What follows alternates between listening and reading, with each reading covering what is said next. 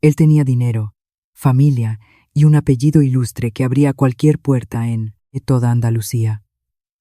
Ella tenía un vestido blanco sencillo, un ramo de flores silvestres de su huerto y un amor que nunca necesitó aprobación para existir. Él la dejó plantada en el altar. Pero lo que no sabía era que, al marcharse, había dejado atrás mucho más de lo que imaginaba. Todo el mundo en la pequeña localidad de Villanueva de la Sierra se despertó aquel día con una sensación diferente en el aire. Era el tipo de mañana que parece hecha por encargo en el sur de España. Cielo despejado, una brisa fresca que aliviaba el calor inminente, y ese olor a tierra mojada que deja el rocío de la madrugada y que persiste hasta que el sol pega con fuerza. La gente abría los postigos de las ventanas, miraba a la calle empedrada y sonreía sin saber muy bien por qué, pero en el fondo todos lo sabían. Era el día de la boda. El casamiento de Rafael Mendoza con Clara Soler era el tema de conversación en Villanueva desde hacía meses. No porque fuera la boda más cara que el pueblo había visto jamás, aunque lo era, sino porque nadie entendía cómo aquello había sucedido.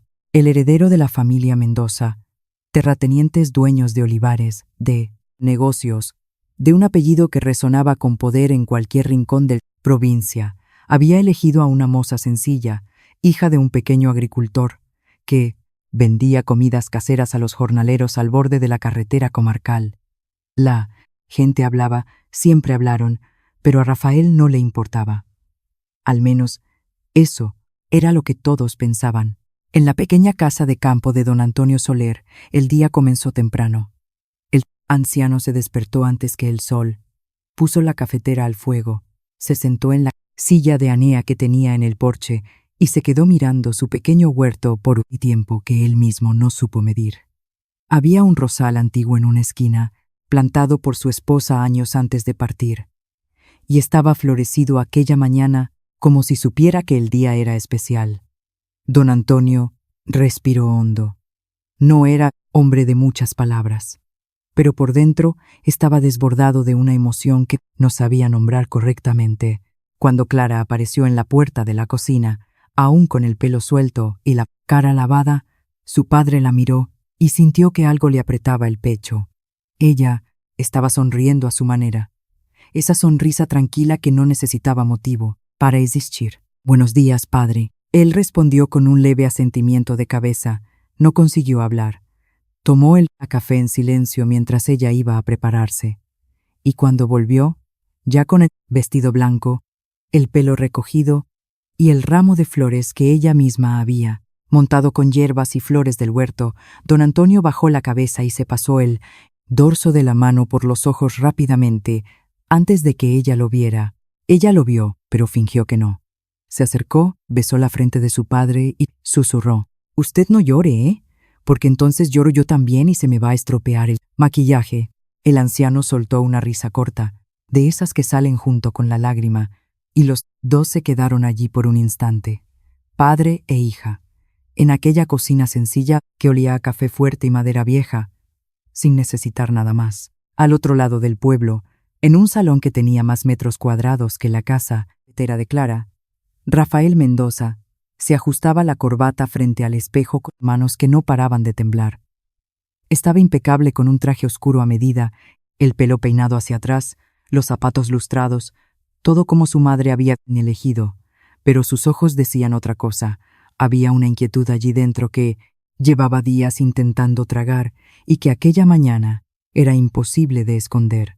Doña Lucía Mendoza entró en la habitación sin llamar. Era su forma de entrar en los lugares, como si todo le perteneciera, incluso los espacios que no eran suyos.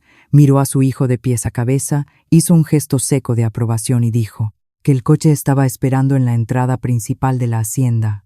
Rafael asintió, cogió la chaqueta y salió.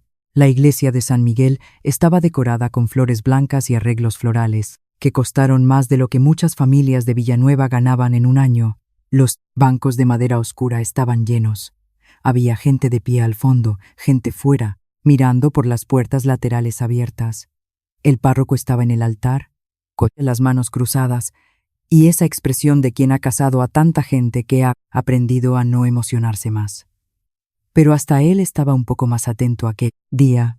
Rafael estaba en el altar, parado, con los ojos fijos en la puerta principal, esperando a que Clara apareciera. Por algunos minutos, todo estaba dentro de lo previsto.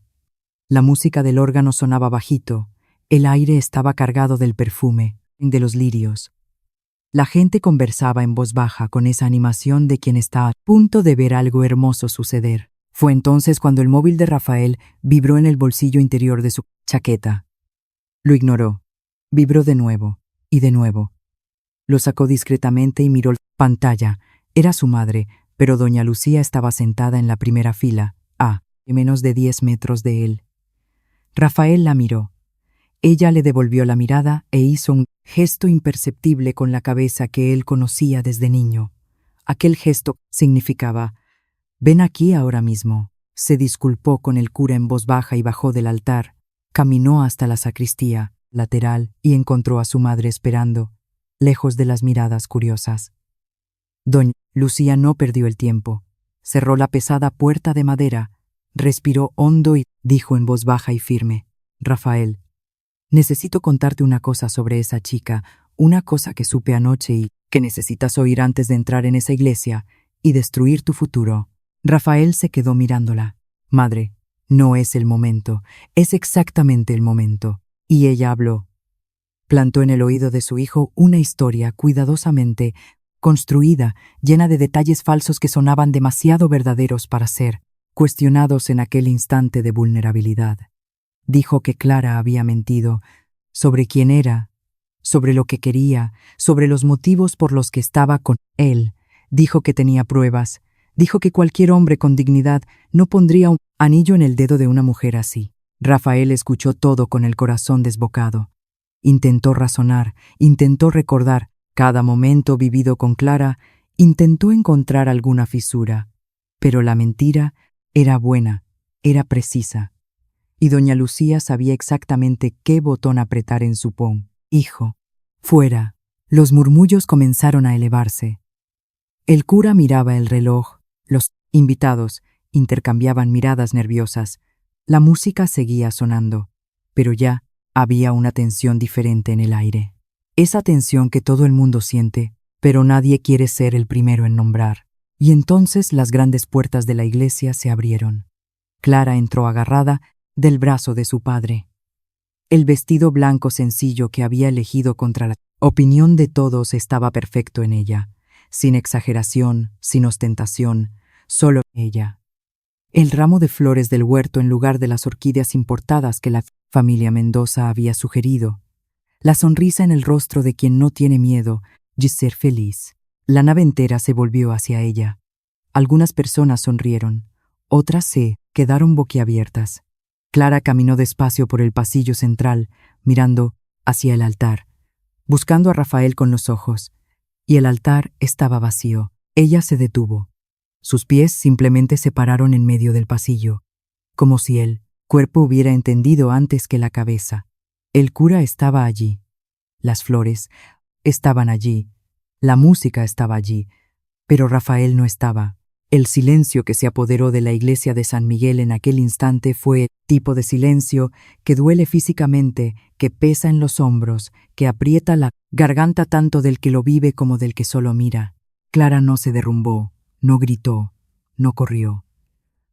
Se quedó parada en medio del pasillo, con el ramo en la mano y los ojos fijos en el altar vacío, como si aún estuviera esperando que aquello no fuera real. Don Antonio a su lado sintió a su hija ponerse rígida y le apretó el brazo con fuerza. Ella no reaccionó. Fue una de las madrinas quien primero se levantó, luego otra. Después, los murmullos explotaron en voces, en preguntas, en confusión. Alguien corrió hacia afuera para verificar si Rafael estaba en el aparcamiento. Otra persona intentó llamarlo. El cura cerró el misal despacio, con ese gesto de quien ya sabe que no va a tener nada más que hacer allí. Clara respiró hondo una vez, después se giró hacia su padre. Don Antonio la estaba mirando con una expresión que ella nunca había visto en su rostro. No era rabia, No era lástima. Era un dolor antiguo, de esos que un padre carga cuando no consigue proteger a su hijo de lo que la vida hace. Ella puso su mano sobre la de él y dijo bajito: «Sácame de aquí, padre». Y don Antonio la sacó. Pasaron por el pasillo de vuelta con la cabeza erguida, sin correr, sin mirar a los lados, mientras los murmullos y las miradas de 200 personas caían sobre sus espaldas como piedras. Clara no lloró, delante de nadie. Al otro lado del pueblo, un coche negro de alta gama salía por la carretera principal de Villanueva, a velocidad constante. Doña Lucía, en el asiento delantero, miraba el paisaje árido con expresión cerrada. Rafael, en el asiento del copiloto, con los ojos fijos en la ventanilla, sin decir una palabra, sin mirar atrás y sin saber que había dejado atrás mucho más de lo que imaginaba. Villanueva de la Sierra es un pueblo pequeño, y pueblo pequeño no sabe guardar secretos. En los días que siguieron a la boda que no sucedió, el nombre de Clara Soler circuló en cada esquina, en cada baja de bar, en cada cojo de conversación frente a la panadería.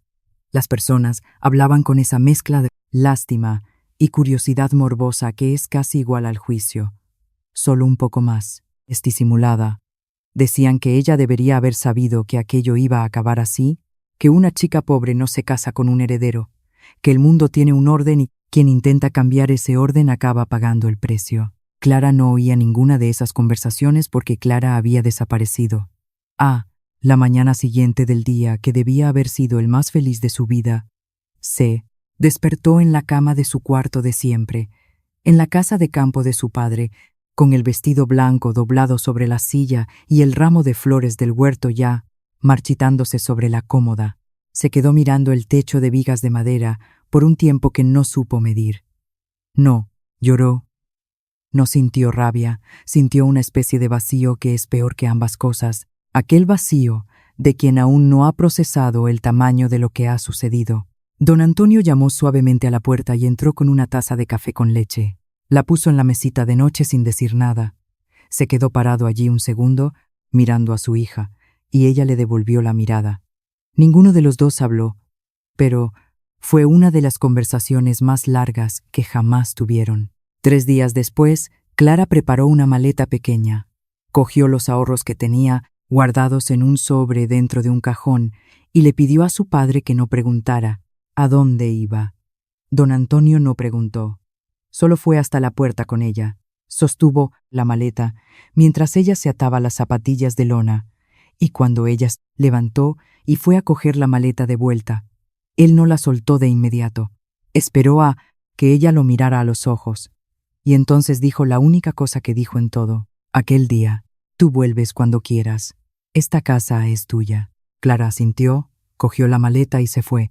Se quedó algunas semanas en una ciudad vecina más grande, en una habitación de pensión que costaba poco y olía a humedad y jabón lagarto. Trabajó algunos días en un restaurante fregando platos. Salió cuando el dueño se sintió incómodo con la forma en que ella miraba hacia la cocina. No con envidia, sino con una atención analítica que él no sabía interpretar. Pasó algunos días sin hacer nada más que caminar por las calles desconocidas, sentarse en plazas, observar a la gente. Estaba intentando entender qué hacer con el espacio que había sobrado dentro de ella después de que todo se desmoronara. Fue en esa época cuando lo descubrió. En el baño pequeño y compartido de la pensión, con una ventana que no cerraba bien y el ruido del tráfico de la calle abajo, Clara se quedó mirando aquel resultado positivo por un tiempo demasiado largo. La mano fue hasta su vientre sola, y ella se quedó allí parada, respirando despacio, intentando entender qué cambiaba aquello, y dándose cuenta de que lo cambiaba todo. No llamó a nadie, no buscó a Rafael, no fue hasta la familia Mendoza a pedir explicaciones o exigir presencia. Se quedó sentada en el borde de la cama, estrecha con aquel pequeño objeto en las manos, y tomó una decisión sola, de la manera que había aprendido a hacer las cosas desde que su madre se fue demasiado pronto. Iba a enfrentarlo de la forma que podía, con lo que tenía, sin esperar que nadie apareciera para resolverlo por ella. Volvió a la finca de su padre algunas semanas después, sin avisar. Llegó por la tarde, con la maleta y con un secreto que pesaba más que cualquier cosa que ya hubiera cargado. Don Antonio estaba en el porche reparando una herramienta cuando ella entró por el portalón. Se levantó de la silla despacio, fue hasta el borde del escalón y se quedó mirando cómo ella venía por el camino de tierra. No dijo nada cuando ella llegó cerca. Solo abrió los brazos y ella entró en aquel abrazo como quien finalmente deja de nadar contra la corriente. En los días siguientes, Clara intentó mantener todo normal. Ayudaba a su padre en las faenas del campo, cocinaba, cuidaba de las gallinas, barría el patio.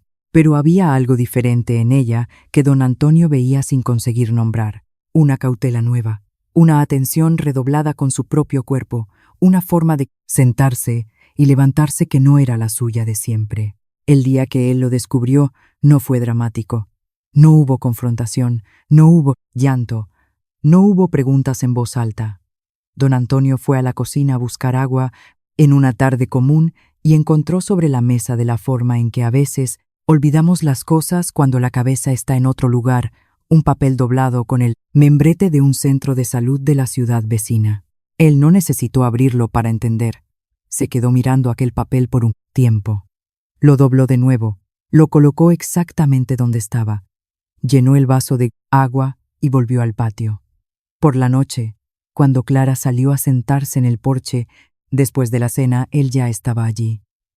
Se quedaron en silencio un buen rato, mirando el cielo inmenso y estrellado de Andalucía. Y entonces, don Antonio abrió el brazo derecho sin decir nada. Clara lo miró, entendió, se acercó y apoyó la cabeza en el hombro de su padre. Él no preguntó, ella no explicó. El abrazo dijo todo lo que necesitaba ser dicho. Semanas después, Clara se despertó en una madrugada con un dolor que no supo describir a nadie, porque nunca encontró palabras que se acercaran a lo que fue. Llamó a su padre en voz baja. Don Antonio se despertó, vio la situación y fue a buscar su vieja furgoneta en un estado de urgencia que escondió de su propio rostro para no asustar a su hija más de lo que ya estaba. Llegaron al consultorio de urgencias del pueblo más cercano, pero el lugar no tenía estructura para complicaciones. El médico de guardia era joven, hacía lo que podía con lo que tenía, y lo que tenía no era suficiente. A la mañana siguiente, Clara volvió a la finca sin lo que había llegado con ella. Entró en su cuarto, cerró la puerta y se quedó allí dentro hasta media tarde. Don Antonio se quedó fuera toda la mañana, sentado en el suelo, apoyado en la pared encalada, solo para que ella supiera que él estaba allí. Cuando ella salió, sus ojos estaban secos, su rostro estaba calmado de una forma que era más aterradora que el llanto. Fue hasta la cocina, encendió el fuego, comenzó a cocinar. Don Antonio entró despacio y se quedó parado en la puerta, observando. Ella movía las cazuelas con una concentración absoluta, como si aquel gesto mecánico fuera el único hilo que la mantenía conectada a alguna cosa concreta. Ninguno de los dos habló sobre aquella noche, nunca. Pero don Antonio pasó a despertarse todos los días antes del sol, no para tomar café, sino para verificar si la luz de la cocina ya estaba encendida. Y siempre lo estaba. Al otro lado de la provincia, en la capital, Rafael Mendoza firmaba documentos de matrimonio civil en una ceremonia pequeña, casi burocrática, al lado de Fernanda Álvarez, una mujer de su misma clase social. Doña Lucía estaba en la primera fila, con una sonrisa discreta de quien cree haber hecho lo correcto. Rafael firmó todo sin mirar a nadie, usaba la alianza sin conseguir mirarla. Ninguna de esas informaciones llegó hasta Clara por elección propia. Ella había decidido, sin anunciarlo a nadie, que lo que Rafael hacía o dejaba de hacer no iba a ocupar más espacio dentro de ella. Tenía cosas más urgentes que hacer. Tenía una vida que necesitaba ser construida de cero, con sus propias manos. El único lugar que siempre fue suyo de verdad fue en una tarde sin nada especial que ella encontró el cuaderno. Estaba reorganizando el armario del cuarto de su abuela, que don Antonio usaba como despensa, cuando sacó una caja de cartón del fondo de la estantería. Y dentro de ella, entre paños de hilo doblados y botones sueltos, estaba un cuaderno viejo, de tapas duras, con el nombre de la abuela escrito a lápiz en la portada. Ella lo abrió y encontró recetas. No eran recetas de restaurante, eran recetas de vida, del tipo que la abuela anotaba con su letra inclinada y detalles ningún libro de cocina pondría. Espera a que el aceite de oliva cante en la sartén antes de echar la cebolla. El potaje bueno es el que se queda en la boca después de que lo has tragado. No hay medida cierta para el amor que va en la comida, tú sientes cuando está bueno. Clara leyó el cuaderno entero, sin parar, y cuando terminó, lo cerró. Se quedó mirando la portada por un tiempo y fue para la cocina. Hizo el primer guiso de la abuela aquella noche. Don Antonio lo probó y se quedó en silencio por algunos segundos con la cuchara parada en el aire.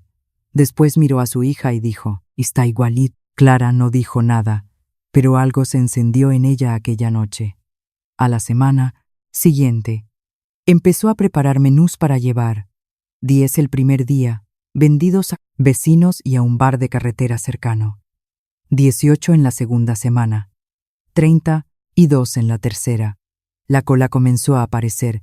La gente llamaba a su móvil antiguo pidiendo que les reservaran la comida. Conductores de camión que pasaban por la ruta paraban específicamente por los guisos de la moza de la finca. Don Antonio se quedaba en el porche viendo el movimiento crecer.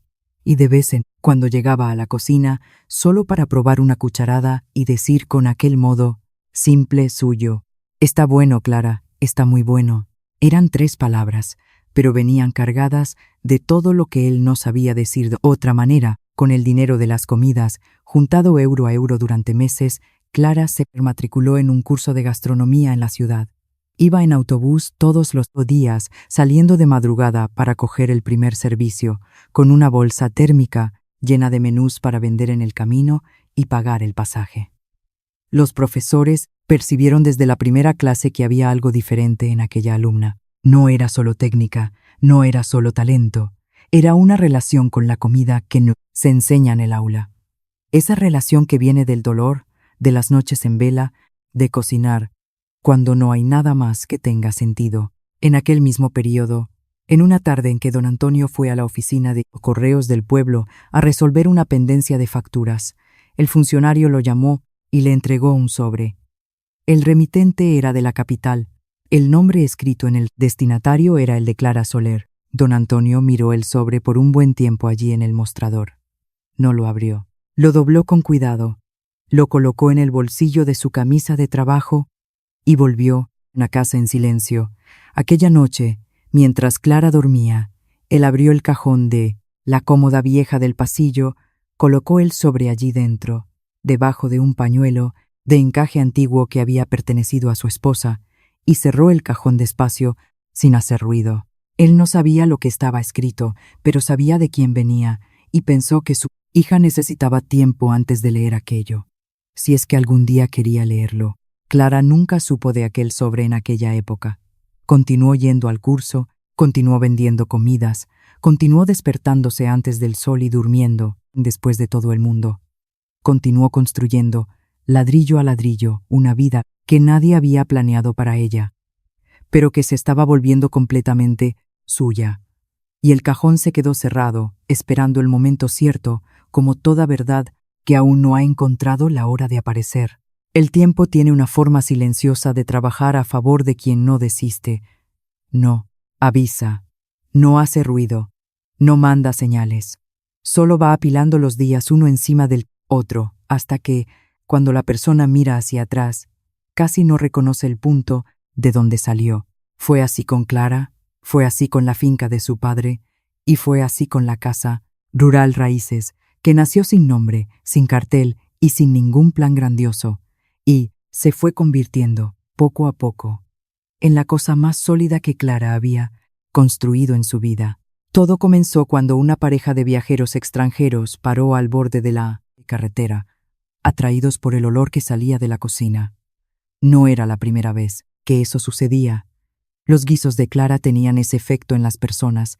El olor llegaba antes que cualquier anuncio y convencía antes de cualquier palabra. Pero aquella pareja no quería comida para llevar.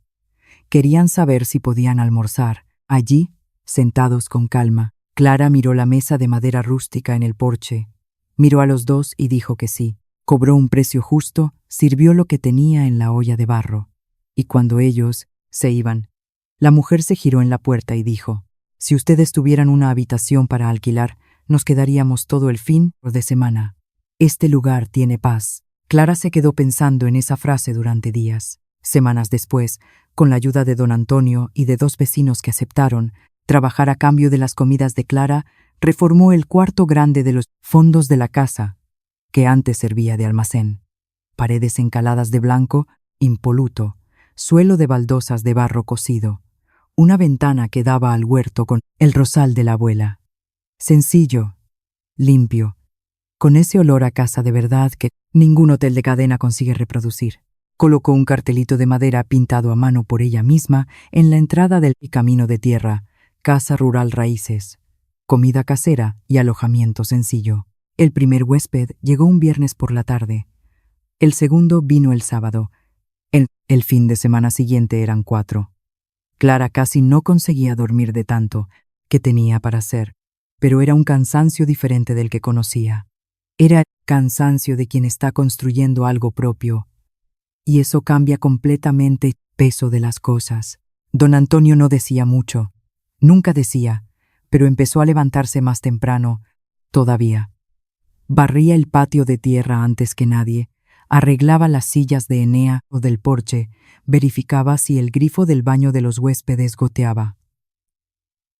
Hacía todo eso en silencio, con esa dedicación tranquila de quien no necesita reconocimiento para hacer las cosas bien hechas. Una mañana, Clara lo encontró plantando geranios y gitanillas en macetas de barro a lo largo del camino que llevaba hasta la entrada de la casa rural. Ella paró, miró y preguntó cuándo había decidido hacer aquello. Él se encogió de hombros y respondió sin dejar de trabajar: «A las visitas les gusta ver cosas bonitas al llegar», y siguió plantando. La casa rural Raíces fue creciendo, de la manera que las cosas buenas crecen, despacio, con raíz profunda, sin prisa por aparecer. Clara contrató a una chica del pueblo, Elena, para ayudar con la limpieza de las habitaciones. Y después a un muchacho, Pablo, para cuidar del jardín que don Antonio había comenzado. La cocina se convirtió en el corazón del lugar, y la fama de la comida de Clara llegaba antes que cualquier folleto turístico. Las personas lo recomendaban a otras personas, que a su vez lo recomendaban a más gente, y así el nombre de Raíces fue ganando cuerpo por cuenta propia. Fue en este periodo que apareció Marisa. Marisa era periodista de una revista de turismo y viajes que circulaba por toda Andalucía. Llegó un martes sin reserva, con una mochila grande y un cuaderno lleno de anotaciones, diciendo que estaba haciendo un reportaje sobre destinos rurales auténticos que la gente aún no conocía. Clara la recibió como recibía a cualquier huésped, sin ceremonia, sin trato especial, con el mismo café recién hecho y la misma toalla limpia doblada sobre la cama. Marisa se quedó 4 días. Comió en la mesa del porche todas las comidas, conversó con don Antonio sobre la historia de la finca y del olivar, paseó por el huerto, acompañó a Clara en la cocina y se quedó mirándola trabajar con esa atención de quien está viendo algo que va más allá de la técnica culinaria. En la última mañana, antes de irse, pidió permiso para hacer algunas fotos. Clara dijo que sí, sin imaginar lo que vendría después. El reportaje salió algunas semanas más tarde.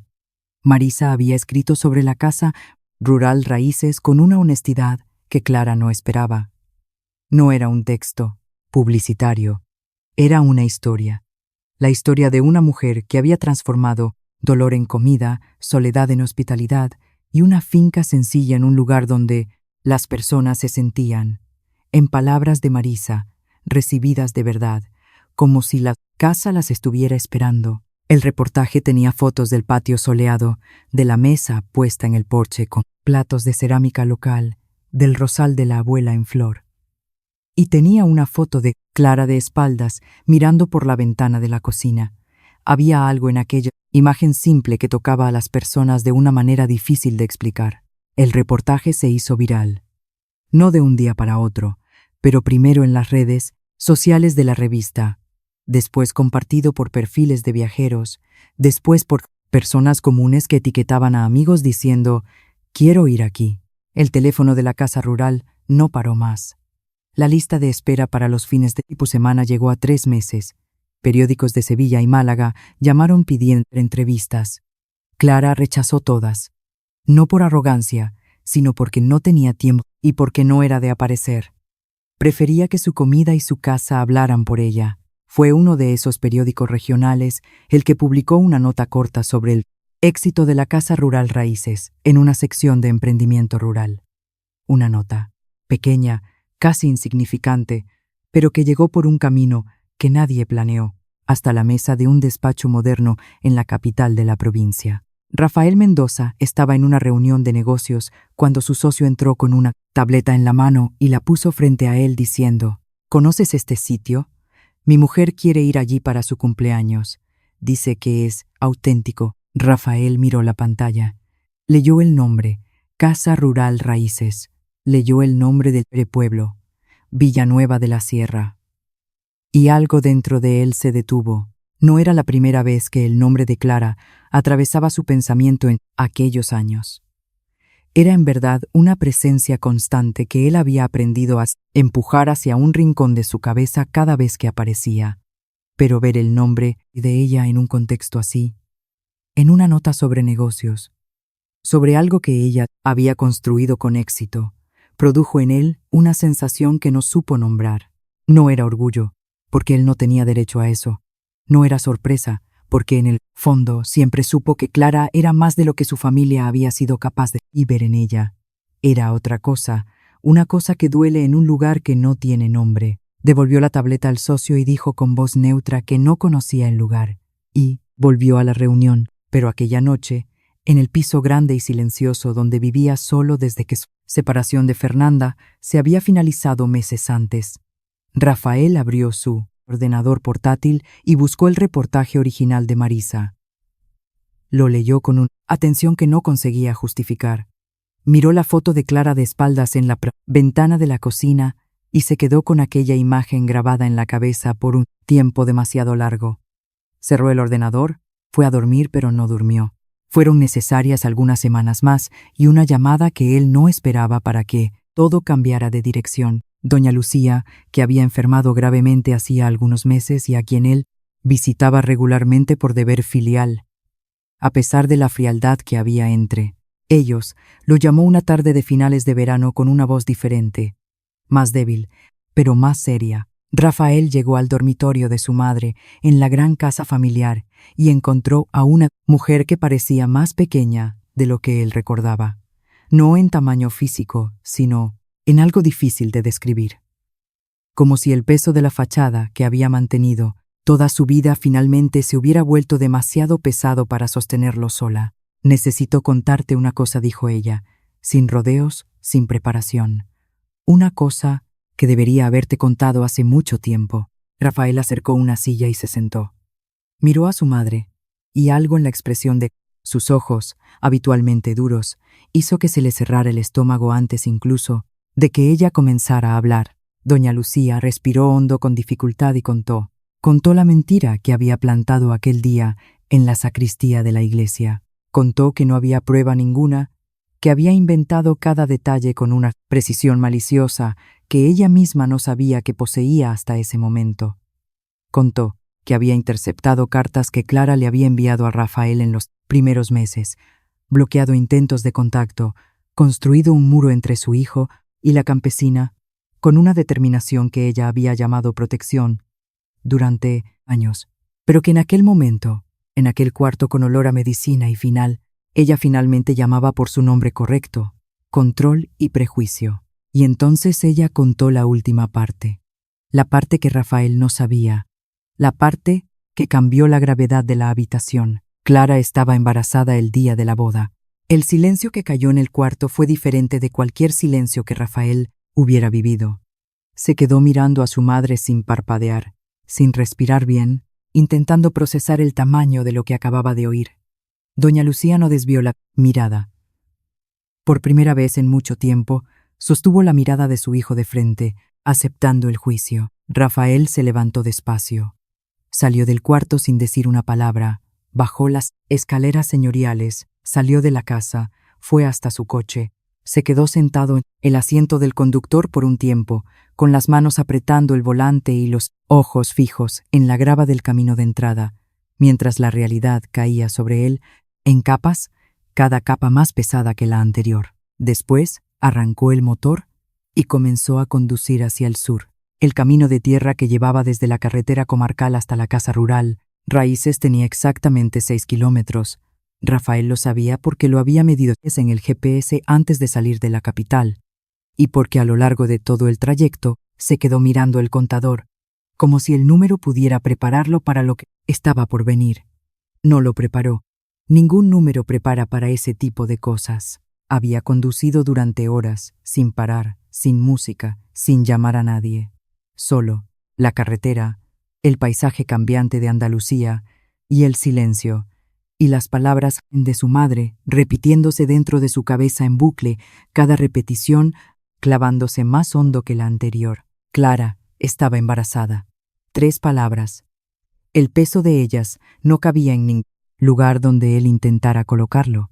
Cuando el coche negro giró en el camino de tierra y el paisaje cambió el asfalto dando lugar a la tierra compactada y polvorienta, olivares a ambos lados, el aire más seco y caliente, Rafael disminuyó la velocidad sin darse cuenta, como si el cuerpo supiera que necesitaba ir más despacio antes de que la cabeza llegara a donde aún no estaba lista para llegar. El cartel de la casa rural apareció en una curva, una tabla simple de madera con letras pintadas a mano en azul añil.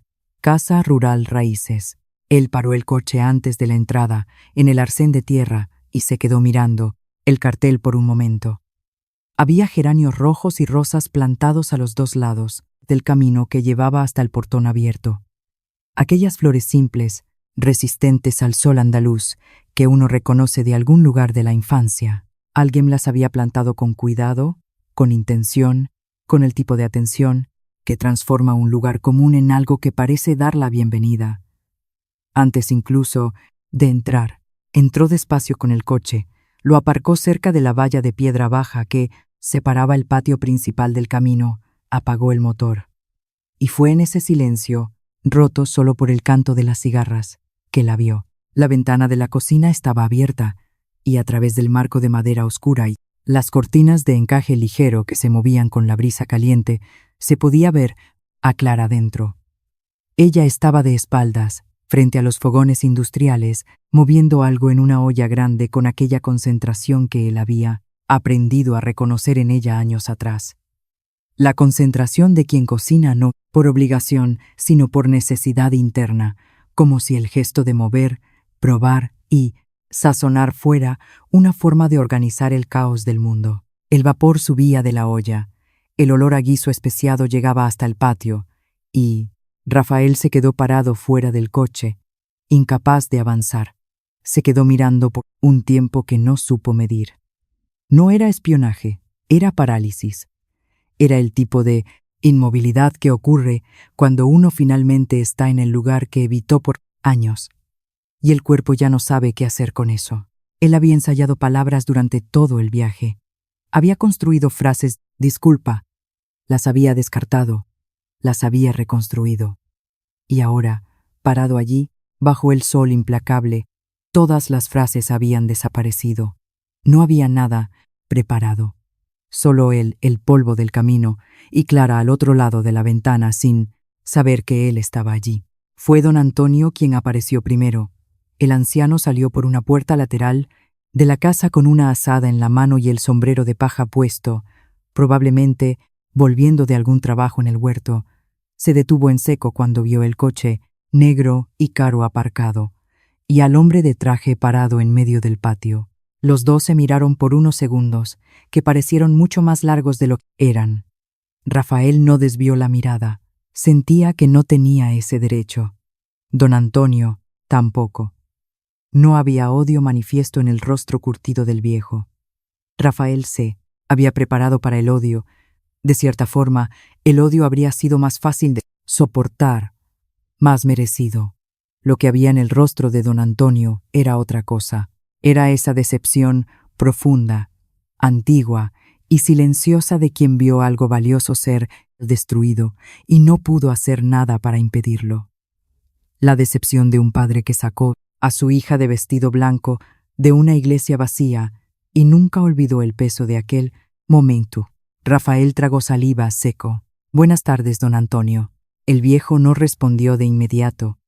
Se quedó mirándolo, evaluándolo con ojos. Habían visto demasiadas estaciones pasar. Después, sin decir una palabra, se dio la vuelta. Entró por la puerta lateral y desapareció dentro de la casa. El silencio que quedó fuera era ensordecedor. Rafael se quedó parado donde estaba. No se atrevía a acercarse a la puerta principal sin ser llamado. Esperó, bajo el sol, sintiendo el sudor frío en la espalda, a pesar del calor, con el corazón en un ritmo que no conseguía controlar, escuchando los sonidos que venían de dentro. Una tapa de olla golpeando, pasos sobre baldosas, voces bajas que no conseguía distinguir, y entonces los pasos se acercaron a la puerta principal. Clara abrió la puerta y se detuvo en el umbral. Llevaba un delantal de trabajo, manchado, el pelo recogido de cualquier manera, para que no molestara, una leve mancha de harina en el antebrazo que ella claramente no había percibido. No, estaba arreglada, no estaba preparada para recibir a nadie importante. No, llevaba ninguna armadura visible. Y tal vez por eso la escena tenía un peso tan grande, porque ella estaba completamente siendo ella misma, sin ninguna capa de protección entre ella y aquel momento. Los dos se miraron a través de los pocos metros de patio empedrado que los separaban, por un tiempo que ninguno de los dos sabría decir cuánto duró. Clara no sonrió, no cerró la puerta, no llamó a nadie. Se quedó parada en el umbral con aquella expresión que Rafael no conseguía leer. No era rabia, no era alegría, no era miedo. Era algo más hondo, más asentado. Era el rostro de alguien que ha pasado demasiado tiempo a solas con un dolor grande y ha aprendido a mantener la superficie en calma, independientemente de las tormentas que ocurran por debajo. Rafael abrió la boca, la cerró, la abrió de nuevo. La voz le salió extraña, llena, clara. Ella no respondió al nombre. Continuó mirándolo con aquella calma que era más difícil de encarar que cualquier grito. Él lo intentó de nuevo, forzando las palabras a salir. Necesitaba venir. Necesito hablar contigo. Clara se quedó en silencio por un momento más, evaluando la situación. Después, bajó el escalón de la entrada. Cruzó el patio despacio, secándose las manos en el delantal, y se detuvo a menos de 2 metros de él. De cerca, Rafael pudo ver cosas que la distancia escondía. Los años que habían pasado por el rostro de ella, no de forma cruel, sino de forma honesta. Había finas líneas alrededor de sus ojos que no estaban antes. Había una firmeza en su mandíbula que no existía en la chica joven que él había dejado en el altar. Una solidez que venía de dentro, construida ladrillo a ladrillo, que ningún acontecimiento externo le había regalado. Ella misma la había forjado. «Sé que tienes cosas que decir», dijo Clara, con una voz más grave y más segura de lo que él recordaba. «Y voy a escuchar. Pero primero necesito hacerte una pregunta». Rafael asintió, incapaz de hablar. Ella lo miró directamente a los ojos, sin pestañear. «¿Por qué nunca volviste?»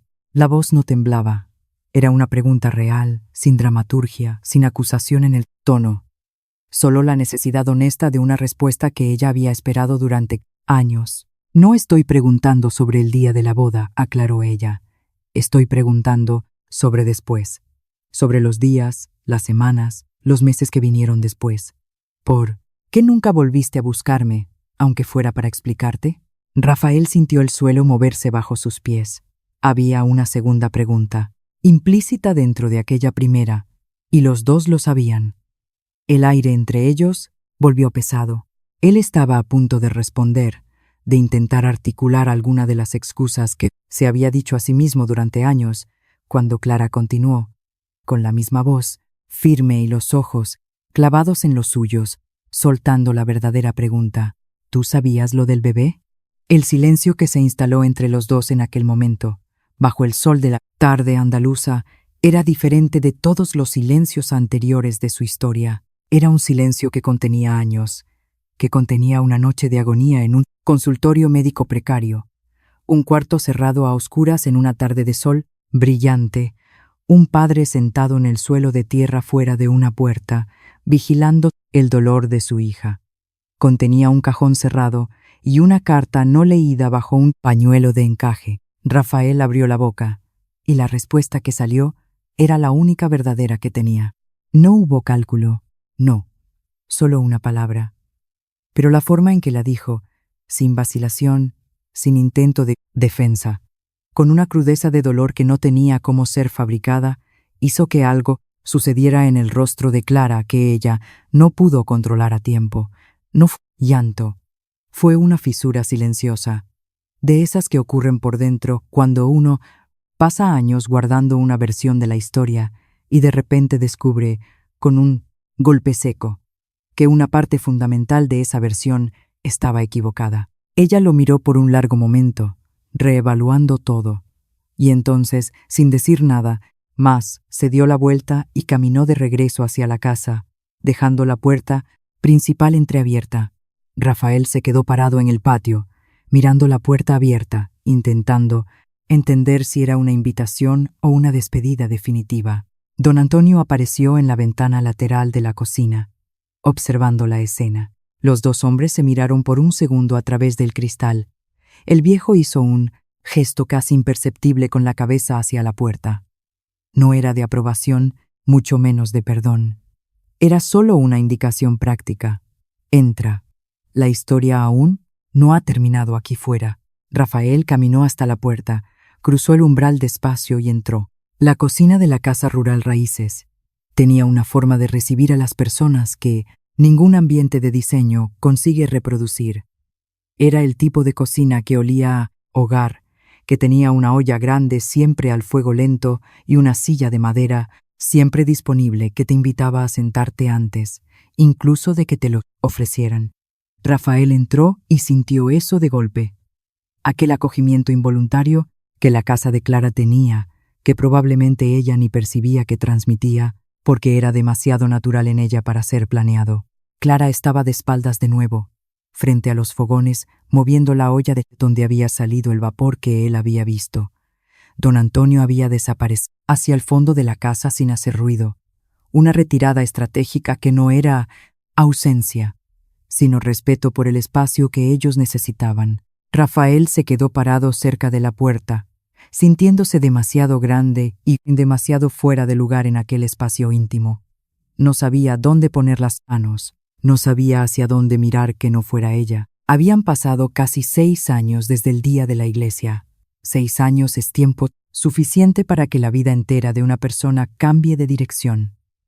Y la de ella había cambiado visiblemente en todo lo que era posible ver. Su casa, negocio, su postura.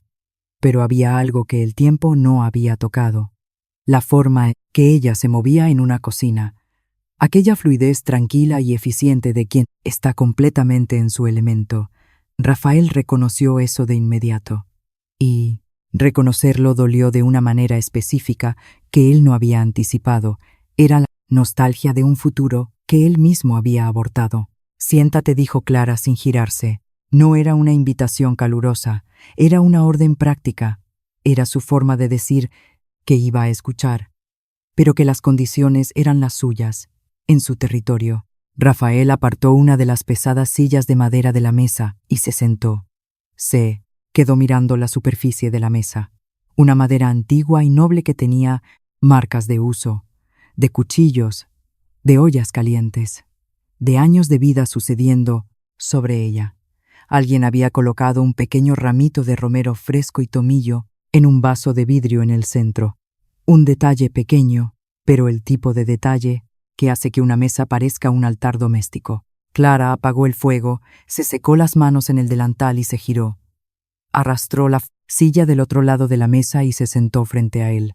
No había rabia en el rostro de ella en aquel momento. Había cansancio, no el cansancio físico del trabajo, sino el cansancio existencial de quien ha cargado algo muy pesado por mucho tiempo, y aún no ha decidido si puede soltarlo. Cuéntame, dijo ella, simplemente. Rafael respiró hondo. Miró sus manos sobre la mesa y contó. Contó sobre la sacristía de la iglesia, sobre su madre apareciendo con aquella expresión que él conocía desde niño y que siempre significaba que no había espacio para la discusión. Contó, con vergüenza quemándole la garganta, las mentiras que doña Lucía le había dicho, que Clara lo estaba usando, que toda su sencillez era calculada, que el noviazgo había sido una estrategia para garantizar estabilidad financiera, que había pruebas que él no vio porque nunca pidió verlas, porque su madre lo dijo con tanta certeza tóxica en aquel momento, depresión. Y él, cobarde y joven, había creído. Clara escuchó todo sin parpadear, con una inmovilidad casi escultórica. Cuando él terminó, con la voz ronca, ella se quedó en silencio por unos segundos largos. Después habló con una voz baja y terriblemente controlada. Ella inventó todo eso. Lo sé, respondió Rafael rápido, mirándola. Lo sé ahora. Me lo confesó hace 2 días. Pero en aquel momento, tú decidiste creer en ella antes que en mí. No era una pregunta. No era una acusación a gritos. Era una constatación de hechos. Y era peor que cualquier grito, porque era la verdad desnuda, sin adornos, sin posibilidad de defensa. Rafael no desvió la mirada, aunque le dolía sostenerla. Decidí. Y no hay nada que yo pueda decir ahora que deshaga esa decisión. Fui un cobarde y un imbécil. Clara asintió despacio, aceptando la admisión. Se quedó mirando el ramito de romero en la mesa por un momento, reuniendo fuerzas. Después, levantó los ojos hacia él de nuevo y dijo, «Ahora yo te cuento lo que pasó aquí». Y contó. Contó sobre las semanas en la pensión barata de la ciudad, sobre el olor de humedad, sobre descubrir el embarazo sola en un baño compartido. Contó que había decidido enfrentarlo sin contárselo a nadie al principio, porque no quería que su padre cargara con más peso y vergüenza del que ya estaba cargando por culpa de ella. Contó que había vuelto a la finca con un secreto que pesaba más que equipaje. Contó sobre la madrugada del dolor, sobre el viaje en la vieja furgoneta en consultorio sin medios, sobre el médico joven y asustado.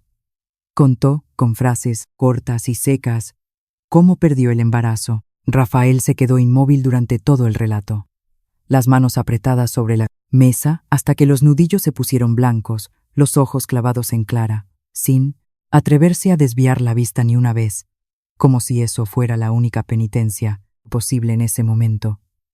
Había una contención en él que le costaba físicamente mantener, el tipo de contención de quien está sujetando un grito de horror muy grande dentro de un espacio muy pequeño.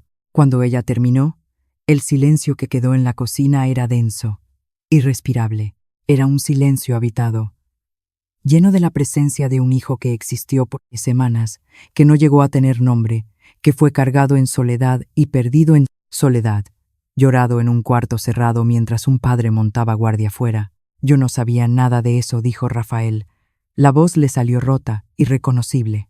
Clara, te juro por lo más sagrado que no lo sabía. Si lo hubiera sabido, yo sé que tú no lo sabías, respondió ella, cortándolo con suavidad, pero con firmeza. Pero tú podrías haber vuelto antes de que yo tuviera que enfrentar todo eso sola. Tú podrías haber vuelto cuando la mentira de tu madre empezó a no tener sentido en tu cabeza. Podrías haber vuelto cuando la primera duda apareció. Y tiene que haber aparecido, Rafael. En algún momento, conociéndome como me conocías, la duda tuvo que aparecer. Él no respondió, porque ella tenía razón. La duda había aparecido muchas veces a lo largo de los años, en medio de la noche, en medio de su matrimonio vacío con Fernanda, y él había empujado esa duda hacia el fondo cada vez. Había construido una vida precaria encima de aquella decisión original, porque volver atrás habría exigido admitir el tamaño monstruoso de lo que había hecho. Fue en ese momento que Rafael metió la mano en el bolsillo interior de su chaqueta y colocó sobre la mesa un sobre. Estaba viejo, con los bordes desgastados y amarillentos por el tiempo. El nombre de Clara Soler estaba escrito en el frente con la letra de él de hacía años, una letra más joven, más apresurada. Yo mandé esto, dijo él en voz baja, no mucho tiempo después de la boda, semanas después. No me fui sin mirar atrás del todo, como tú debes haber pensado. Escribí. Intenté explicar, intenté preguntar, aunque fuera cobardemente, por carta. La mandé y nunca recibí respuesta, y en mi arrogancia pensé que tu silencio era la respuesta, que me odiabas tanto que no querías saber nada de mí. Clara miró el sobre la madera de la mesa. No lo tocó. Parecía un objeto peligroso. Yo nunca recibí esa carta. Lo sé. Mi madre me contó que ella interceptaba el correo del pueblo que iba dirigido a la finca. El silencio volvió a caer, pesado por las revelaciones de tanta manipulación. Y entonces, la figura de don Antonio apareció en la puerta que daba al pasillo interior. Había escuchado. No a propósito, sino porque la casa era pequeña y la conversación había crecido en intensidad sin que nadie se diera cuenta. El viejo se quedó parado en la puerta, con aquella expresión de quien está a punto de decir algo que ha guardado durante demasiado tiempo y que le pesa en el alma. La carta llegó, dijo él despacio, con su voz cascada de fumador de tabaco y negro. Yo la recogí en correos. El cartero me la dio. Estaba a tu nombre, Clara. Miró a su hija a los ojos, con una mezcla de culpa y desafío protector. Yo la guardé en el cajón de la cómoda, no la abrí. Yo no leo la correspondencia ajena. Pero sabía de quién venía por el matasellos de la capital. Hizo una pausa, buscando las palabras correctas. Tú estabas muy mal en aquellos primeros meses, hija. Rota. Yo pensé que necesitabas tiempo para curarte un poco antes de leer lo que fuera que este hombre tuviera que decir. Pensé que si la leías entonces, te terminarías de romper. La guardé para después, y el tiempo fue pasando. Y te vi empezar a levantar cabeza tú sola, y la carta se quedó allí. Clara se quedó mirando a su padre por un largo momento. No había rabia en su mirada.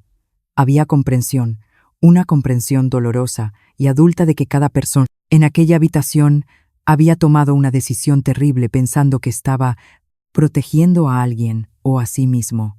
Doña Lucía protegiendo su estatus y a su hijo a su manera retorcida, don Antonio protegiendo el corazón frágil de su hija, Rafael protegiéndose de la verdad de sus actos. Y en medio de todas esas protecciones, Clara había quedado completamente desprotegida. Yo encontré la carta en el cajón, dijo ella bajito, casi para sí misma. Meses después de perderlo, cuando ya estaba con el curso de cocina, don Antonio y Rafael la miraron, sorprendidos. La leí, continuó ella, mirando ahora el sobrecerrado que Rafael había traído. La abrí y la leí sola, una noche. Y después la volví a cerrar y la dejé exactamente donde estaba. Rafael sintió un nudo en la garganta. ¿Por qué?, preguntó él. Apenas un susurro. Clara levantó los ojos hacia él. Había una tristeza infinita en ellos, pero también una gran claridad, porque leí tus palabras de disculpa, tus dudas, pero tú no estabas aquí. Las palabras estaban en el papel, pero tú no habías venido a decirlas a la cara. Y yo pensé, si él escribe esto pero no es capaz de venir hasta aquí, es que todavía no es un hombre de verdad, es solo papel. Y yo necesitaba realidades, no papeles. Respiró hondo, como si soltara un lastre antiguo. Leí esa carta muchas veces, intentando encontrar una explicación que me sirviera, que cerrara la herida. Nunca la encontré en esas líneas. Los tres se quedaron en silencio, en la cocina puerta, como un guardián cansado. Clara con los ojos en el ramito de romero, Rafael con los ojos en Clara, sintiendo el peso abrumador de lo que podría haber sido diferente si él hubiera tenido un gramo más de valentía años atrás. El olor del guiso llenaba el aire, recordando que la vida seguía adelante a pesar de los dramas humanos. Fue Clara quien se levantó primero, sin anunciar nada, sin grandes gestos dramáticos. Fue hasta los fogones, encendió de nuevo la llama bajo la olla grande.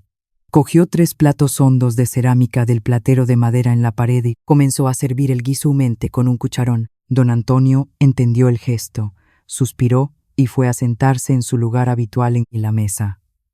Rafael se quedó mirando a Clara paralizado, sin saber si debía quedarse o irse, si tenía derecho a estar allí. Clara colocó un plato lleno delante de su padre, otro en el sitio vacío y el último para ella. Se sentó, cogió la cuchara y dijo sin levantar la vista del plato: «Come, que se enfría». No era perdón, no era un borrón y cuenta nueva. Era algo más primario, más humano que ambas cosas. Era Clara diciendo, del único modo que sabía ahora, que la vida continuaba sucediendo incluso en medio del dolor más difícil de digerir, que el cuerpo necesitaba alimento, que la olla estaba llena y había que servirla, que él estaba allí, y mientras estuviera allí no se le negaría un plato de comida caliente en su casa. Rafael miró el plato de guiso delante de él, un potaje de lentejas con chorizo, que olía a gloria bendita. Después la miró a ella, y por primera vez desde que había entrado en aquella finca, sintió algo soltarse dentro de su pecho, una presión que llevaba años allí. No era alivio completo, mucho menos esperanza todavía, solo la sensación de que estaba finalmente en el lugar correcto, en el punto cero, para empezar a entender el tamaño de la montaña que tenía que escalar. Cogió la cuchara y empezó a comer en silencio, al lado del padre de ella que no lo quería allí pero lo toleraba, en la mesa marcada por los años, con el ramito de romero en el centro y la luz dorada de la tarde andaluza entrando por ventana abierta. Rafael no se fue al día siguiente, tampoco a la semana siguiente. Pidió quedarse como huésped en una de las habitaciones.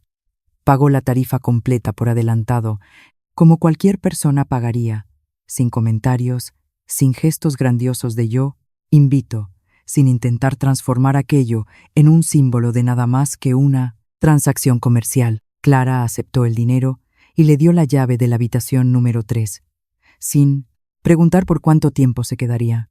Don Antonio no dijo nada, pero la rutina de la finca cambió sutilmente. La casa rural Raíces continuó funcionando como siempre, con huéspedes llegando los viernes y saliendo los domingos, desayunos servidos en el porche, el jardín siendo regado al amanecer. La diferencia era que ahora había un hombre de traje que, en su segunda mañana allí, apareció en el patio a las 7 de la mañana, sin la chaqueta y con las mangas de la camisa remangadas, y le preguntó a don Antonio si necesitaba ayuda con alguna cosa. El viejo lo miró desde arriba de la escalera donde estaba podando una parra, lo evaluó con una ceja levantada, y después señaló con la cabeza hacia una cerca de piedra seca en el límite oeste de la propiedad que se había derrumbado, parcialmente con las últimas lluvias. Esa pared necesita levantarse de nuevo. Las piedras están ahí mismo. Rafael fue hasta allí. Miró el montón de piedras. Volvió para preguntar dónde estaban los guantes y las herramientas, y trabajó la mañana entera bajo el sol, cargando piedras y encajándolas torpemente al principio. Mejor después, sin quejarse y sin pedir orientación 2 veces. Don Antonio observaba de lejos de vez en cuando, sin comentar. Pero a la hora del almuerzo, cuando Clara tocó la campana para llamar a todos a la mesa del personal y la familia, el viejo se sentó al lado de Rafael por primera vez, pasó la jarra de agua fría sin que nadie se la pidiera y le dijo lacónicamente: «Mañana te enseño a mezclar el mortero para que eso no se vuelva a caer con el primer viento». Fueron días así, semanas así. Rafael se despertaba temprano, antes incluso que Pablo el jardinero, encontraba alguna cosa útil que hacer y la hacía sin anunciarlo. Reparó el portón de entrada que chirriaba, lijó y barnizó las mesas de madera del porche que el sol estaba estropeando. Ayudó a descargar sacos de patatas y cajas de aceite que llegaron una tarde calurosa. Los empleados de la posada, Elena y Pablo, observaban a aquel hombre rico de la ciudad, con sus camisas finas ahora manchadas de sudor y tierra, trabajando como un peón más, sin entender muy bien qué estaba pasando.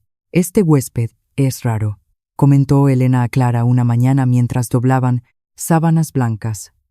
«Se levanta con las gallinas, trabaja como un mulo todo el día y apenas habla, y mira cómo te mira cuando cree que nadie lo ve».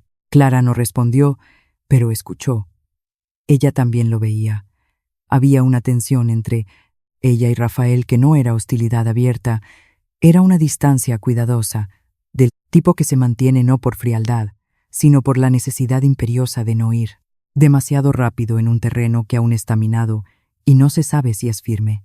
Conversaban sobre cosas prácticas, sobre la ocupación de las habitaciones para el fin de semana, sobre si hacía falta comprar más leña para la chimenea del salón común, sobre la previsión de lluvia que nunca llegaba. Nunca hablaban sobre el pasado, sobre el hijo perdido, sobre la mentira.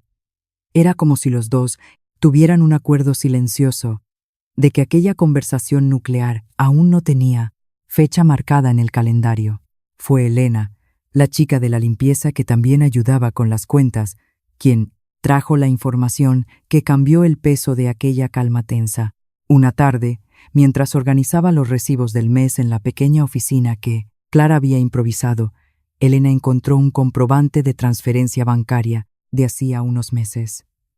Era un valor inusualmente alto, hecho por una empresa de nombre desconocido en la capital, destinado directamente a la cuenta corriente del negocio de Clara.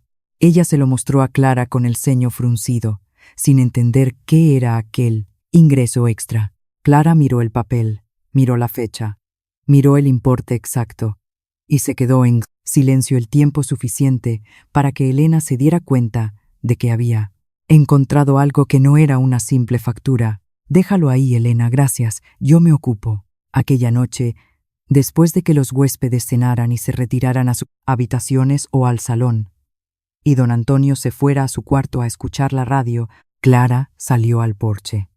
Rafael estaba allí sentado en la penumbra, fumando un cigarrillo, mirando el jardín oscuro y el perfil de los olivos bajo la luna. Clara se acercó y colocó el comprobante bancario sobre la mesita baja de hierro, entre los dos. El papel blanco brillaba en la oscuridad. Él miró el papel, reconoció qué era y no se sorprendió. No intentó esconderlo ni explicarlo antes de ser preguntado. Dio una calada al cigarrillo y esperó. «¿Fuiste tú?», dijo ella. No era una pregunta retórica. «Fui yo. El valor es exacto. Es el mismo importe, céntimo por céntimo, de las facturas médicas de aquella noche en el consultorio y los días siguientes. El tratamiento, que no pude pagar al principio, lo sé». Clara se quedó mirándolo con una expresión que él no conseguía leer en la penumbra. «¿Cómo sabías ese valor? Esos registros son privados». Rafael apagó el cigarrillo en el cenicero de barro. «Cuando supe lo del embarazo, hace semanas, después de que mi madre me lo contara, me volví loco. Fui a buscar información. Hablé con gente del pueblo, removí cielo y tierra. Conseguí localizar al médico que te atendió aquella noche, ya no trabaja allí. No me quiso dar detalles médicos por confidencialidad, pero me confirmó que estuviste allí y que la situación fue precaria». Hizo una pausa, mirando sus manos manchadas de barniz. El valor de la deuda que quedó pendiente en el centro de salud estaba en los registros administrativos. Pagué a alguien para tener acceso. Lo encontré y lo pagué anónimamente a través de una empresa pantalla. Clara sintió una oleada de calor subirle por el cuello. ¿Y pensaste que el dinero arreglaba eso? ¿Que podías pagar a escondidas y sentirte mejor? No, la respuesta fue directa, sin intento de defensa. Sabía que no arreglaba nada, pero pensé que era lo mínimo, lo absolutamente mínimo que podía hacer para empezar a hacerme cargo de una fracción de la responsabilidad material, sin aparecer en tu vida a revolverlo todo antes de estar listo para aparecer de verdad. Fue culpa transformada en un acto concreto, porque no sabía qué más hacer con la culpa en aquel momento. Era la única forma que conocía de ayudar, con la cartera. Sé que es patético. Clara se quedó mirando el jardín por un largo momento. El olor a jazmín de noche era intenso. «Yo no quiero tu dinero de culpa, Rafael. No lo necesité para levantar esto y no lo quiero ahora. Lo sé. Por eso estoy aquí ahora, en persona. No mandé el dinero y desaparecí para sentirme absuelto. Viniste porque tu madre te lo contó en su lecho de muerte, no por elección propia. Es verdad. Y eso me avergüenza. Pero vine porque, cuando lo supe, no pude quedarme quieto en mi vida de mentira ni un segundo más». Él se levantó y la encaró en la oscuridad. tienes razón en que necesité un empujón brutal para moverme. Y eso también es verdad, y también es mi responsabilidad y mi vergüenza. Pero una vez que lo supe, no pude no venir. El silencio que vino después era diferente. No era pesado, era reflexivo. Clara miraba el jardín que Pablo cuidaba y que su padre había empezado con aquellas flores simples. «Hay una cosa que necesito que entiendas bien», dijo ella sin girarse hacia él. «Yo no me rompí. Quiero que lo sepas. Hubo días que dolió tanto que pensé que no iba a poder levantarme de la cama, pero me levanté. Todos los días. Construí todo esto». Hizo un gesto amplio que abarcaba la posada, el jardín, el huerto, la vida que había creado. «No te necesité para hacer esto. No necesité tu dinero ni tu apellido para ser quien soy ahora. Y te digo esto no por orgullo ni por rencor, sino porque es la verdad. Yo me basto». «Lo sé», dijo Rafael, con una humildad en la voz que era nueva en él. «Lo veo cada día que paso aquí. Y es exactamente por eso por lo que vine sin traer nada, más que a mí mismo y mis manos para trabajar, porque sé que no necesitas nada de lo que mi dinero pueda comprar. Solo necesitaba que supieras la verdad de que yo fui engañado, aunque eso no me excuse, y necesitaba mirarte a los ojos y decirte que lo que hice fue imperdonable, que estuvo mal, sin peros, sin justificaciones». Clara se giró hacia él entonces. La luna iluminaba parte de su rostro, y por primera vez desde que él había llegado a la finca, había algo diferente en sus ojos. Una suavidad. No era apertura total, no era una invitación a entrar en su vida de nuevo, pero era una tensión genuina. Como si ella estuviera, por primera vez, realmente escuchando al hombre que tenía delante, y no al fantasma del hombre que la abandonó. Fueron interrumpidos por el sonido de los pasos de don Antonio, que volvía de la cocina con 2 vasos de agua con hielo. El viejo salió al porche en pijama y bata. Colocó un vaso delante de cada uno en la mesita. Arrastró una tercera silla y se sentó con ellos en la oscuridad. Se quedaron los 3 mirando el jardín y escuchando a los grillos por unos minutos, sin decir nada, compartiendo la noche andaluza. Y entonces, con aquella voz pausada que usaba solo cuando las palabras eran importantes, don Antonio habló mirando al frente. «A mí no me gusta lo que tú hiciste, muchacho», dijo, sin mirar a Rafael, pero dirigiéndose claramente a él. «No voy a fingir que me gusta ni que lo olvido. Mi hija pasó por un infierno que no le tocaba pasar sola. Yo la vi». Hizo una pausa larga, dejando que el peso de sus palabras se asentara. «Pero yo soy ya muy viejo, y he vivido lo suficiente para saber que guardar el rencor dentro, como si fuera un tesoro, no sirve para nada bueno. No le sirve a ella y solo me amarga a mí. Y lo que me sirve a mí no es lo que importa aquí». Rafael se quedó mirando el perfil del viejo en la oscuridad, sin atreverse a hablar. «Lo que tú hagas de aquí para adelante», continuó don Antonio, «es lo que va a decir quién eres tú de verdad ahora. El pasado ya fue, y fue muy feo. Lo que tenemos ahora es el presente, y lo que tú eliges hacer cada mañana con el desastre que dejaste atrás. Eso es lo que cuenta». La frase se quedó flotando en el aire del porche por un largo tiempo. Rafael la recibió con la seriedad de quien recibe una sentencia y una oportunidad al mismo tiempo. Clara miró a su padre con una expresión que mezclaba gratitud profunda y ese amor doloroso que solo los hijos sienten cuando sus padres, con toda su sencillez, dicen exactamente la verdad más difícil y necesaria en el momento exacto. Después miró a Rafael y dijo la frase que ninguno de los dos había planeado. Salió sin ensayo, con aquella honestidad cruda que solo aparece cuando uno deja de intentar controlar el resultado de las cosas. «Yo no necesito que tú arregles el pasado, Rafael. Eso no se puede arreglar. El pasado está roto y enterrado». Respiró hondo, sintiendo el aire fresco de la noche. «Lo que existe es ahora. Y ahora, yo todavía no sé qué hacer con tu presencia aquí. No sé si quiero que te quedes». Rafael asintió, aceptando la incertidumbre. «Pero tampoco te estoy pidiendo que te vayas», mañana añadió ella en voz baja. Rafael se quedó mirándola. y por primera vez en 6 años sintió algo brotar en su pecho que no era culpa, ni nostalgia tóxica, ni arrepentimiento paralizante. Era una cosa más pequeña, más frágil, sin garantías de supervivencia. Pero era real, era una posibilidad. Clara tardó 2 días en decidir. La petición había llegado por medio de Rafael en una tarde en que los dos estaban revisando el inventario de la despensa y él dijo, con aquella objetividad nueva de quien intenta no presionar más de la cuenta, mi madre se está muriendo. Quiere verte. Me ha pedido que te lo diga. Dice que necesita cerrar algo antes de irse. La decisión es completamente tuya, Clara. No tienes ninguna obligación. Ella no respondió al momento. Siguió contando los botes de conserva de tomate.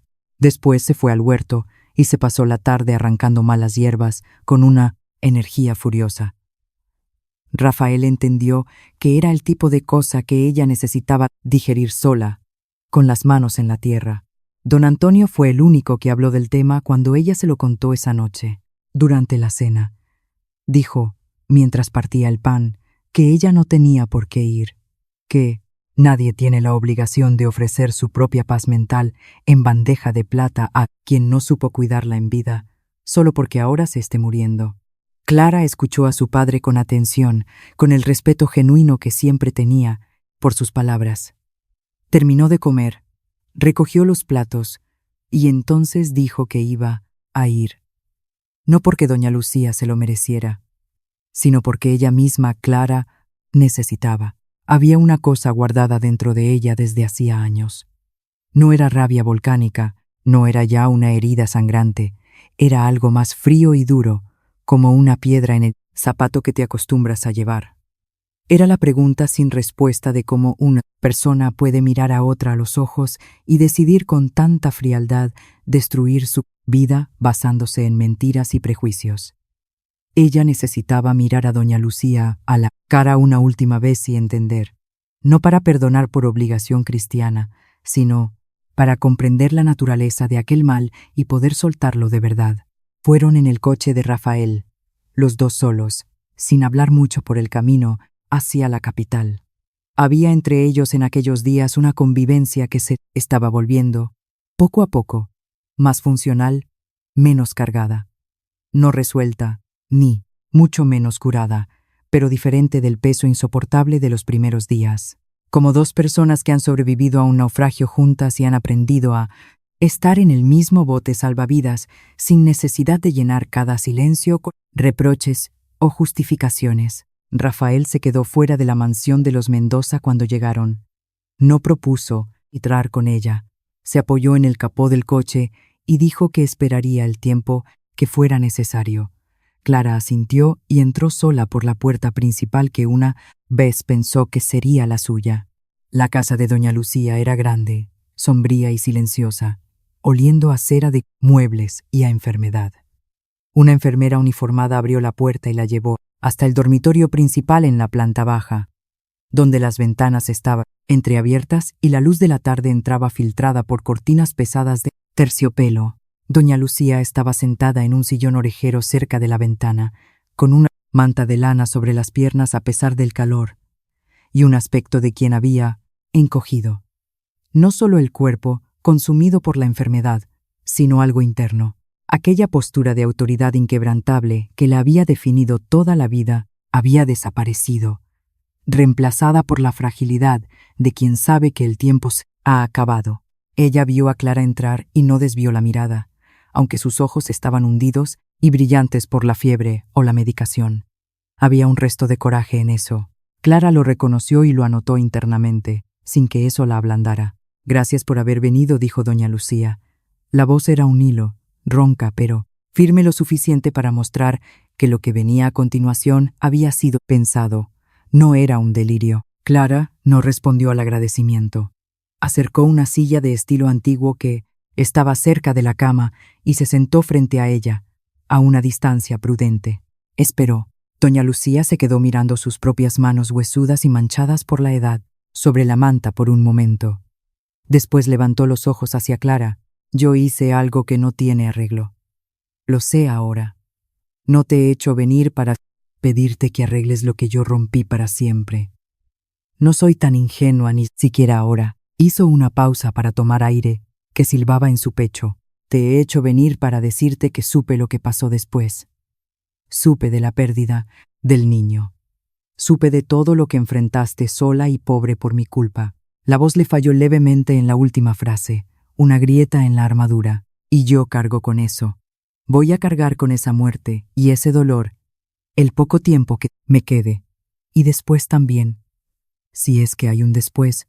Clara se quedó mirándola sin parpadear, con la calma de un juez que ya ha dictado sentencia hace mucho tiempo. ¿Por qué lo hizo, doña Lucía?, preguntó, con una curiosidad genuina y fría. ¿Por qué inventó todo aquello con tanta saña? La anciana no desvió la mirada, porque tenía miedo. ¿Miedo de qué? Yo no tenía nada, no podía quitarles nada. Miedo de perder el control. Miedo de que mi hijo eligiera una vida que yo no entendía y que no podía manejar. Miedo de que lo nuestro, el apellido, la estirpe, se diluyera con alguien de fuera. Doña Lucía respiró hondo, un sonido doloroso. Yo sé que eso no justifica nada. Sé que mi miedo y mi soberbia no son motivo y suficiente para la devastación que causé. Pero es la verdad, la única verdad miserable que tengo, y pensé que merecías oírla antes de que yo me calle para siempre. Clara se quedó en silencio por un tiempo que pareció eterno en aquella habitación cargada. Miró por la ventana hacia el jardín cuidado y artificial de la mansión. Después miró de vuelta a la mujer moribunda frente a ella. Usted me quitó cosas que yo no puedo recuperar jamás, doña Lucía, dijo Clara. La voz estaba calmada, no la calma de la resignación, sino la calma de quien ha integrado el dolor. Me quitó un matrimonio en el que creía.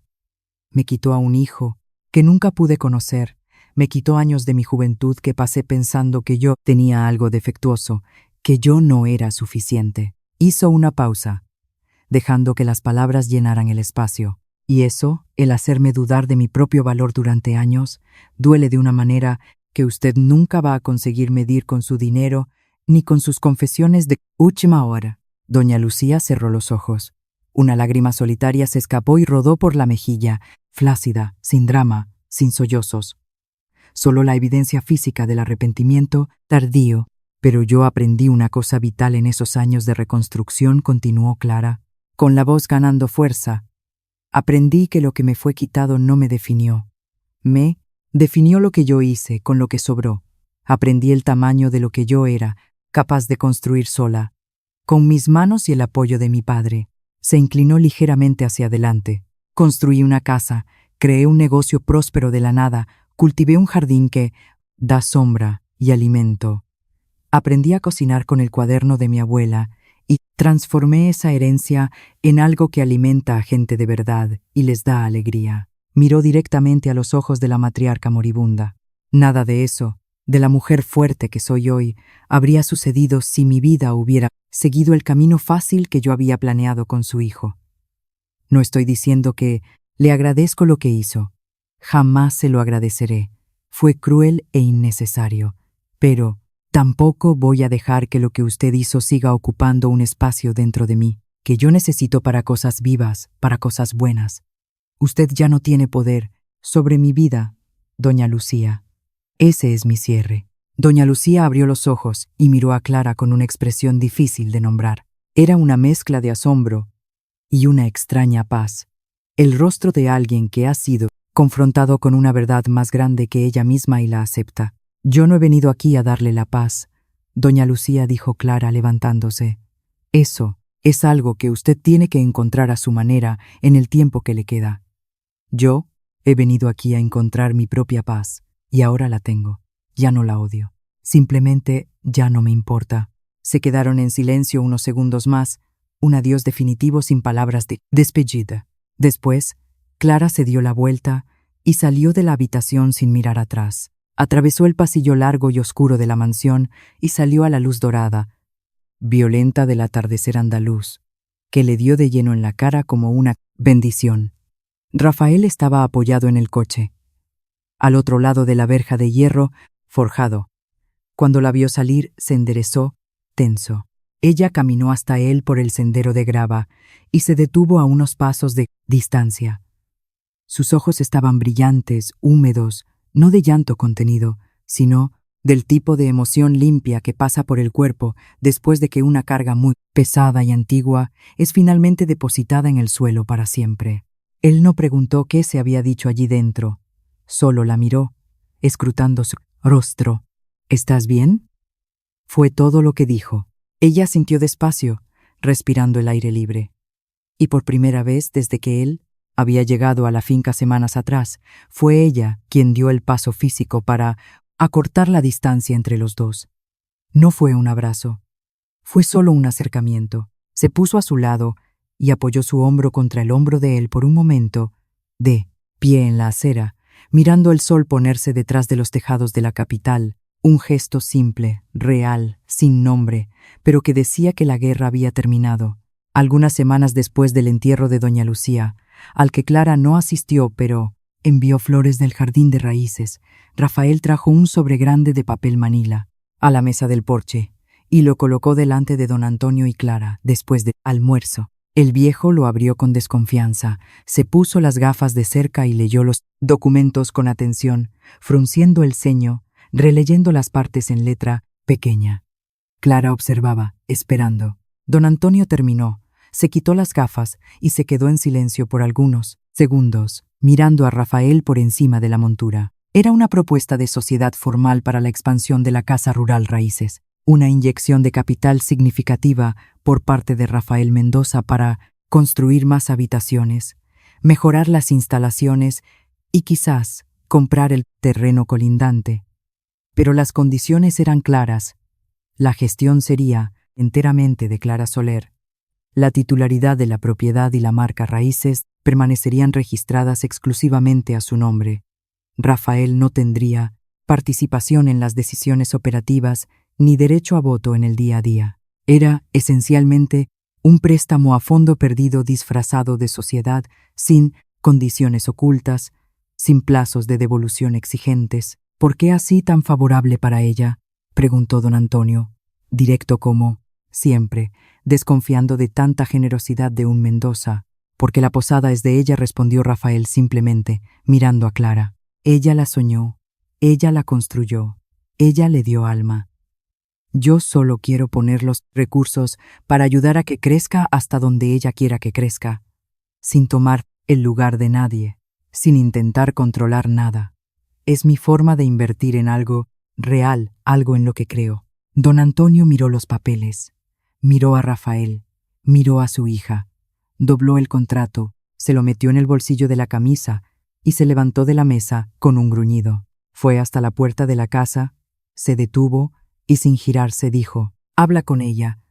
La dueña es ella, no yo», y entró dejándolos solos. Rafael miró a Clara. Ella extendió la mano y él le pasó la copia del contrato que le quedaba. Clara leyó la propuesta entera 2 veces, con aquella atención minuciosa que le daba a todo lo que era importante en su negocio. Analizó cada cláusula, cada número. Después dobló el papel, lo puso sobre la mesa y miró a Rafael a los ojos. «Acepto», dijo ella, «pero quiero que se añada una cláusula más». Él esperó, asintiendo. «Si en algún momento yo siento que esto se está convirtiendo en otra cosa, que no sea un acuerdo de negocios limpio, si siento que estás intentando comprar algo más que una participación pasiva, o si tu presencia aquí se vuelve tóxica para mí o para la casa, deshacemos la sociedad unilateralmente, yo te devuelvo capital invertido hasta ese momento como pueda, y tú te vas sin discusiones largas. Quiero esa salida de emergencia por escrito». Él la miró, entendió la necesidad de esa protección, y estuvo de acuerdo sin dudar. «Hecho. Redáctala como quieras, y la firmamos mañana ante notario en el pueblo». Clara asintió, y entonces extendió la mano derecha sobre la mesa. Él la miró por un segundo, sorprendido por la formalidad, y luego la estrechó con firmeza.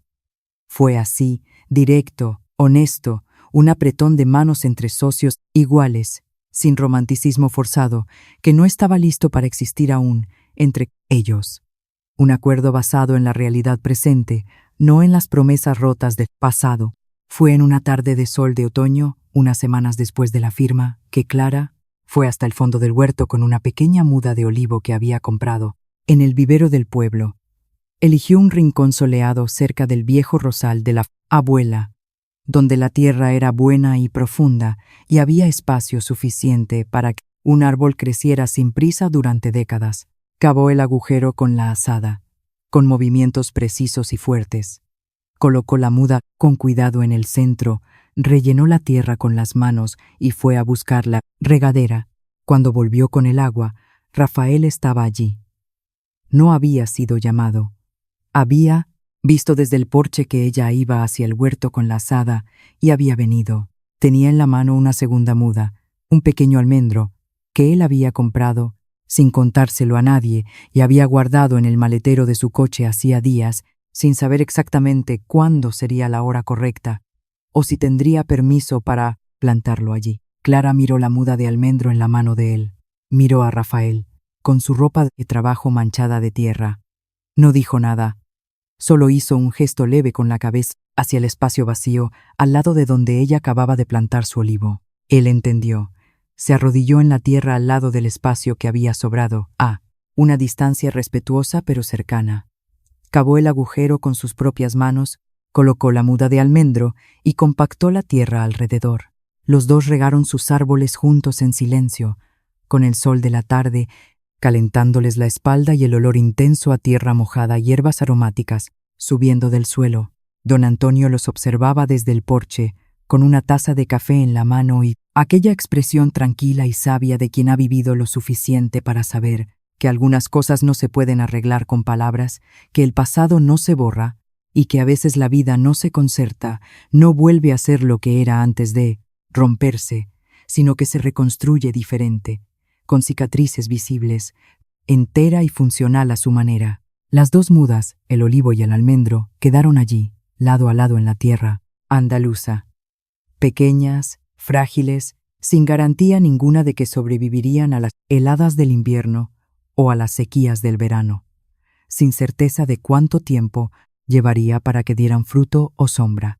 Pero estaban allí, plantadas con raíz, con intención, compartiendo el mismo suelo y el mismo sol. Y a veces, en la vida, eso es todo lo que basta para volver a empezar.